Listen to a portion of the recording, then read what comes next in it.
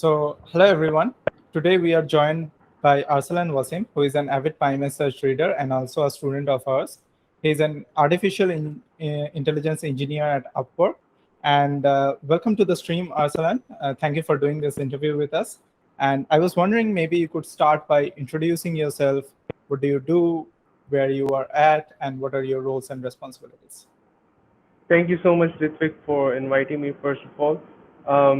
So basically, I am from Abbottabad, Pakistan, and uh, my main responsibilities and my main activities include machine learning, deep learning, computer vision, deep learning for computer vision, deep learning for natural language processing, and deep learning for generative adversarial networks. So basically, during the COVID period, I started.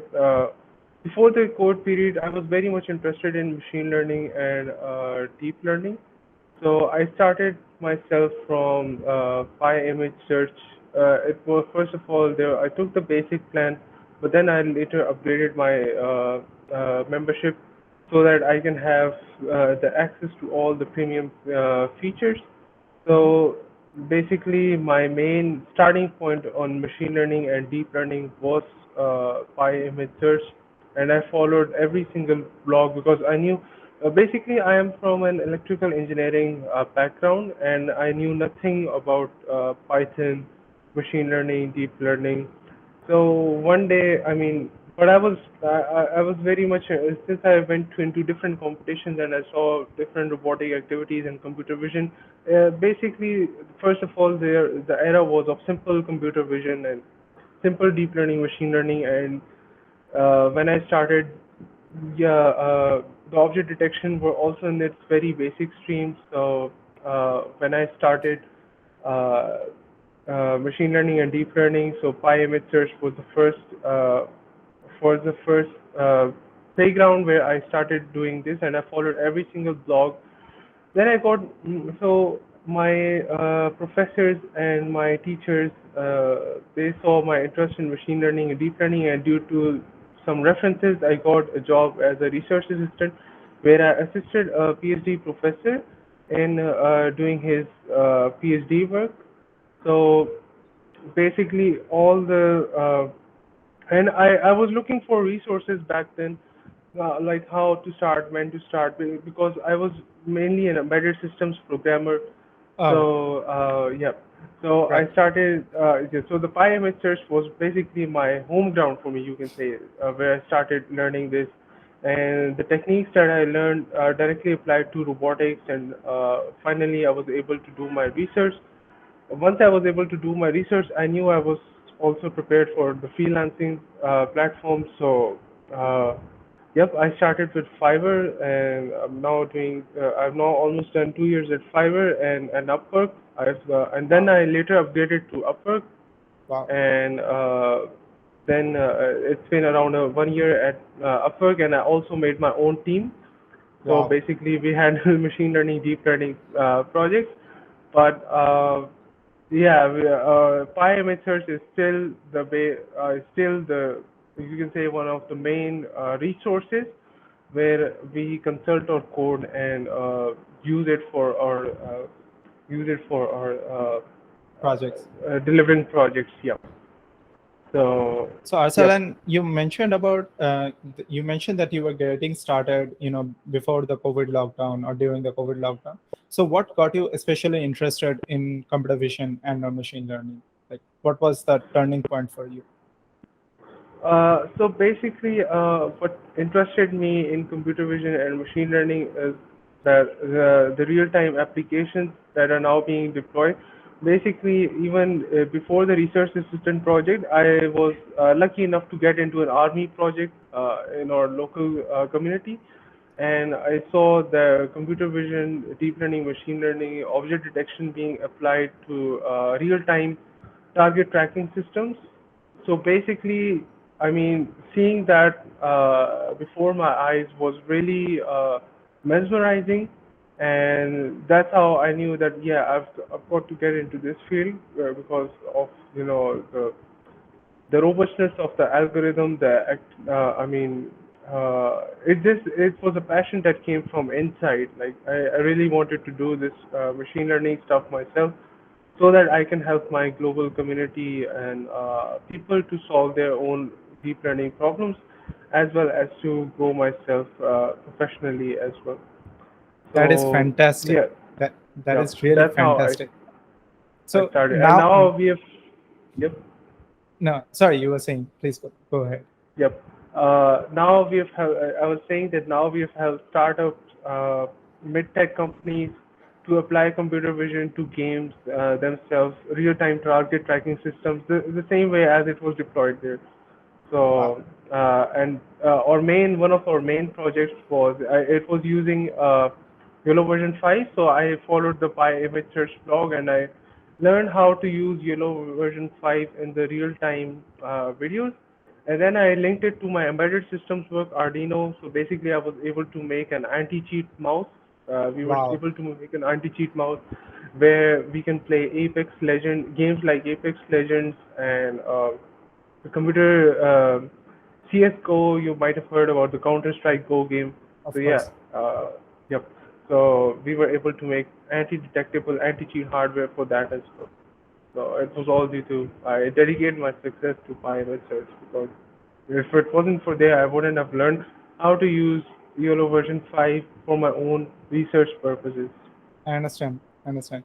And Yep. you talk so much about your projects, and you even apply computer vision to real time to games, and tracking virtual objects. So I was wondering, what does a typical day at work look like for you? Like, what do you do basically?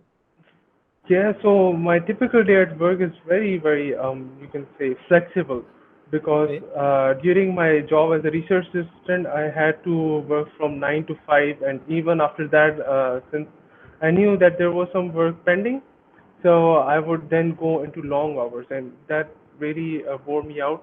But that's how I got started.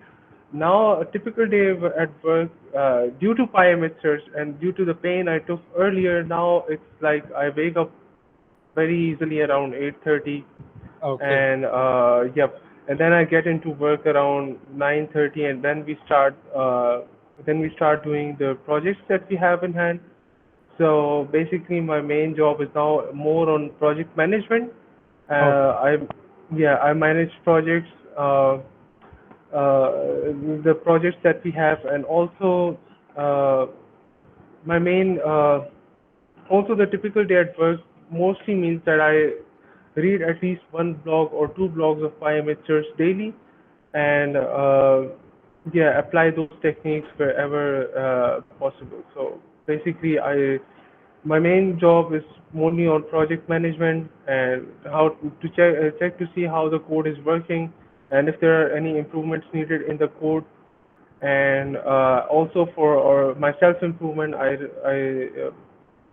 learn at least one to two blogs daily from PyImageSearch. Although it comes weekly, but yeah, there's some times I miss some blogs or Right. things. Oh, I mean, there's so much things going on in PyImageSearch themselves that it's a very vast platform. So even sometimes That I have to reread the previous blogs themselves, because they're so much interesting.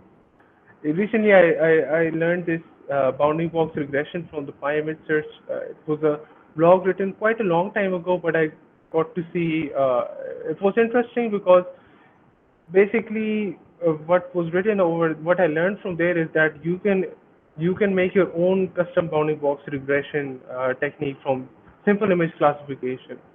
Mhm. Basically, just detecting the object within the image and drawing a bounding box around it. So yeah, I mean, that it's quite interesting. This is my typical day at work. That's great. I mean, the most interesting takeaway for me is that even though you manage a team of yours, that is, uh, you work for yourself basically, and you're a Yep, freelancer, but you still follow a routine, and you still get into that habit of learning daily, and that exactly, is really interesting for me, because even if for someone who has like made it, you are still learning, and you're still going on with that journey into computer vision and deep learning. That's great, exactly. Arsalan. That's really Yep, thank you. inspirational. And Yep, I was exactly. also wondering, like, uh, so how did you come to know about PyImageSearch? Like when you were interested in computer vision and deep learning, how did you come to know that PyImageSearch has these blogs and resources that might help you? So when I started uh, studying machine learning, I mean before I started studying machine learning and deep learning, I looked into many resources online, but I couldn't find a straight directed path. Everything that I learned from the resources, it was like just end to end learn, and that's it. And then I got lost itself. Like, what did I even learn, and what to do next? Because the resources from which I learned taught me some basic stuff, but then when I was ready to move on to the more higher stuff, mid-level stuff or advanced stuff, I couldn't find any resources or any. I couldn't find a simple straight path from So which I this can was during learn. your time as a research assistant or after that? Yes, it was during my time as a research assistant. I took the job of a research assistant. Basically, my research comprised of both embedded systems as well as computer vision combined, applying deep learning techniques into embedded system robotic platform. That was UAV mission where I had to detect real-time props versus non-props. Now it looks like a simple project, but at that time, since it was in around 2019 and 18, Mhm. so it was a main achievement for us over there. Like Right. so, uh, basically, I was looking into resources online and I couldn't find any directed path. So after like 3 to 4 months of rigorous research and seeing everything, I finally stumbled across PyImageSearch website themselves. Hmm. I was just googling it, Okay. and the first so one of the research I don't know, I randomly stumbled across PyImageSearch, Right. and once I clicked on it and once I took a look into the plans and what the CEO of PyImageSearch was teaching, so I knew Hmm. this would be my main turning point. I could see the end and I can see the journey between it, and I Hmm. knew I was ready to take it. So I just took, first of all, on trial basis, I took the basic plan, but it was so interesting that I had to upgrade it to the upper plans, and yeah, that's how I stumbled across That's that's machine learning, deep learning, and ever since then I've been growing. Like you that's have never stopped. Ever since then, you have yeah, and then never stopped. yeah, because with every blog, if every blog I grow, Right. and the flexibility of my work is like really great. Just working, sitting at your home, doing just coding, managing projects and coding and learning. So uh, this It's is a my dream job. routine, and yep, and I have the time to go to gym daily. I never went to gym earlier, so I lost Wow. even during the yeah.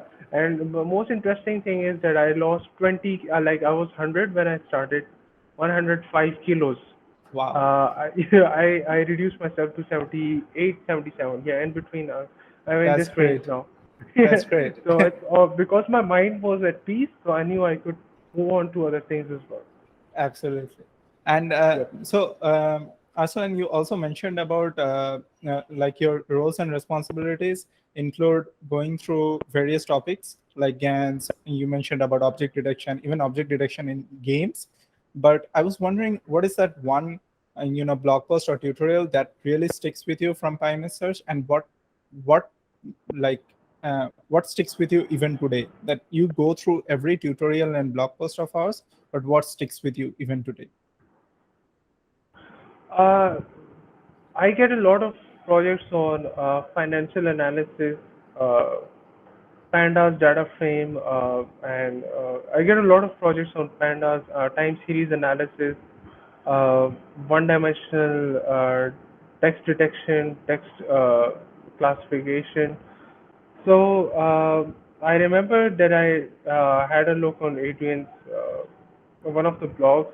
I don't remember its name, but basically it was teaching me about time series forecasting, and also it was there are like two or three interconnected blogs: time series forecasting, text classification, And so basically these two are the main things that are still going on with me. And also I stumble across embedded systems a lot, like embedded systems Right. and as well as computer vision. So Raspberry Pi 4 Wow. along like Raspberry Pi 3B plus or Raspberry Pi 4 along with uh, along with object detection, mainly the YOLO V4 Tiny. Uh, Right. that is that is the main that are those are the That's the main main takeaway. techniques. Yeah. Yeah, yep. And also I stumbled across libraries like immutils, dlib, Mm-hmm. eye detection, and yeah. So basically, Yes. immutils and dlib are also the main libraries where Adrian is like the CEO of the company has taught a Mm-hmm. lot, and that is something that I stumble across daily. And also one more thing, the Mm-hmm. OCR, like the CEO of the company has a main whole new uh, you can Series. say a full series on the OCR techniques. Right. So the OCR is something that we have been stumbling across for 1 year, almost 1 year. Right. So That's. basically detecting the main text area of Mm-hmm. your interest Mm-hmm. in the basically a document, and then OCRing that thing into a CSV or PDF. That is something that we have been stumbling across as well, and that our main resource is of course again PyImageSearch for that. Right. So yeah. So that's great. I mean, you mentioned so many different techniques and so many technologies that you constantly learn from, and you're constantly referencing our blogs and our tutorials. We are like deeply honored, and it feels great to be Yeah. validated this way. And Yeah. so I would just like to ask you: is there any feedback for the team? Something you would like us to do in the future? Something that you have, you know, maybe wished we had covered more. Well, to be honest, there's nothing that I mean, everything is there in the PyImageSearch doc. But if there's one thing I would say, and that is one-on-one tutoring. Like, I was self-motivated when I started, so Hmm. I knew there was no way out for me. I have to learn this. Right. But but then I knew the challenges that were involved in there, and basically the PyImageSearch had, I mean, Hmm. PyImageSearch helped me a lot in that, in developing the basic concepts and then moving the basic concepts to more advanced levels, step by step. But yeah, if there's one-on-one tutoring section that can be added, I guess it That's will be great. great. That's great. Yep. I'll definitely pass that on. And Arslan, you have like you're a engineer who at Upwork. You're a freelancer. You do so many different things. You apply computer vision and deep learning to stuff that even like we wouldn't think of, like applying it to games. So what is it like? Uh, what would you tell someone who was like you, who is like you, who is just getting started in artificial intelligence, machine learning, and deep learning, and who is maybe confused, who doesn't know the right path? So what is that one piece of advice that you will give to them? The simple piece of advice is very, very simple. Take the basic plan of parameters, get started with the block one, and yeah, continue all your way to the That's later very sweet. blocks. Because yeah, that's because for me that was the only way. Because everything was so much streamlined. Everything is so much streamlined in the blocks themselves. Like every block links to the another. So basically, your previous concepts are also strengthened, and I mean with every block, and there's always interconnection between blocks themselves. So I would say just take the basic plan, get started, then move your way ahead. And yeah, that's how. And I guarantee that in 3 to 4 months, if you're very focused, I guarantee in 3 to 4 months, person can be in a very different time space, very different scenario would be there. There would be opportunities knocking on your door. Just have to take them.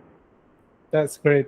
That's great. That was really great of you to mention that. And yeah, thank you, Arsalan, for doing Yep. this interview with us. I mean, it has been great talking with That's an you. honor for And me as well. Thank you so uh, much for inviting me, Ritvik, as well. I mean, it's an honor to for me to be interviewed by PyImageSearch themselves. Like, I never even dreamed that I would have gotten into an interview like this, and especially to be interviewed by PyImageSearch themselves. Like, it's a dream that is also being fulfilled for me. Like, it's like visiting my alma mater. thank you so much for saying that. And we definitely you mentioning that we are your alma mater. We Yep. definitely feel proud calling you our alumni. So Yeah, thanks. still a student and alumni as well. Yes, thanks Arsalan for doing this, and Thank you so much. it was a pleasure talking with you.